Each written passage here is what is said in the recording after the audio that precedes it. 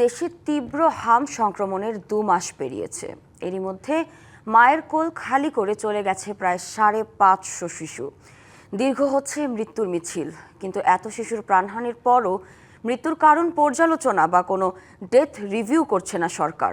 অর্থ সংকটের কথা বলে দায় এড়াচ্ছে স্বাস্থ্য অধিদপ্তর। জনস্বাস্থ্যবিদরা এই পরিস্থিতিকে চরম উদ্বেগজনক হিসেবে দেখছেন। ডেথ রিভিউ বা মৃত্যু পর্যালোচনা হচ্ছে চিকিৎসাধীন থাকার পর ব্যক্তির মৃত্যুর পরিস্থিতি ও কারণ বিশ্লেষণ করার বৈজ্ঞানিক প্রক্রিয়া। হাম বা এর উপসর্গ নিয়ে মৃত্যুর পর এই প্রক্রিয়ায় গুরুত্বপূর্ণ তথ্য পাওয়া যেত, কিন্তু এ নিয়ে স্বাস্থ্য অধিদপ্তরের কোনো আগ্রহ নেই।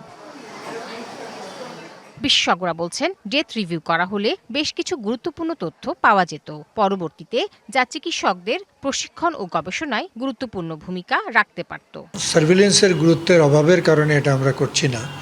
এটা আসলে আমরা চান্স মিস করলাম যে কিভাবে এই সিনারিওটা তৈরি হলো, কিভাবে মৃত্যুগুলো ঘটলো, কাদের মৃত্যু হলো, কেন মৃত্যু হলো, কোন বয়সের, তাদের পুষ্টির অবস্থা কী ছিল, এরকম অনেক তথ্য আমরা ডেথ রিভিউগুলো করলে পেতে পারতাম।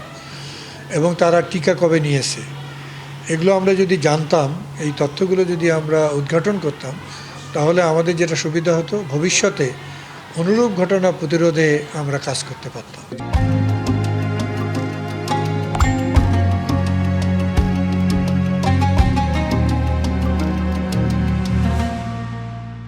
যখন একই ধরনের উপসর্গ বা এই ধরনের প্রাদুর্ভাবে আক্রান্ত হয়ে কেউ মারা যাবে, তখন কিন্তু ডেথ রিভিউটা থাকা উচিত। কেন তারা মারা গেল, এই মারা যাওয়াটা আমরা প্রিভেন্ট করতে পারতাম কিনা, আমরা কি ধরনের অ্যাকশন নিয়েছি এবং কখন কিভাবে মারা গেছে, এই রিভিউ আমার মনে হয় গণহারে না সম্ভব হলেও কিছু রোগীর ক্ষেত্রে এই রিভিউটা হওয়া প্রয়োজন। হাম পরিস্থিতিতে অধিদপ্তর থেকে কোনো ডেথ রিভিউ হচ্ছে না, তবে চিন্তা ভাবনা চলছে, এমনটাই জানান প্রধানমন্ত্রীর স্বাস্থ্য বিষয়ক বিশেষ সহকারী।